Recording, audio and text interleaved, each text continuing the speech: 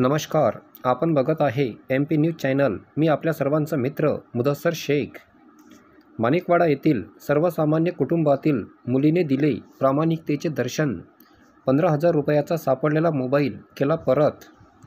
प्रामाणिकता अजूनही जिवंत आहे याचे उत्तम उदाहरण माणिकवाडा येथे घडले. सविस्तर असे की 12वीचे बोर्डाचे पेपर सुरू आहे. माणिकवाडा येथील विद्यार्थिनी परी कुडमेते ही विद्यार्थिनी 20 फेब्रुवारीला राज्यशास्त्र या विषयाचा पेपर देण्याकरिता दाभा येथील SVM कॉलेजमध्ये गेली. त्या ठिकाणी वाई हातोला येथील विद्यार्थी अभय राठोड यांनी चुकीने स्वतःचा मोबाईल परीच्या बॅगमध्ये टाकून दिला. ही गोष्ट पेपर सुटल्यानंतर विद्यार्थी आपापल्या घरी गेल्यानंतर लक्षामध्ये आली. परी कुडमेते हिला आपल्या बॅगमध्ये मोबाईल दिसला असता ती घाबरली. तसेच माणिकवाडा येथील प्राध्यापक प्रताप बागडे सर यांनी कॉलेजच्या ग्रुपवर मोबाईलबद्दल माहिती टाकली. तेव्हा सदर मेसेज पाहिल्याबरोबर परी कुडमेते हिने शेख सर यांच्याशी संपर्क साधून मोबाईल तिच्या बॅगमध्ये आल्याचे सांगितले.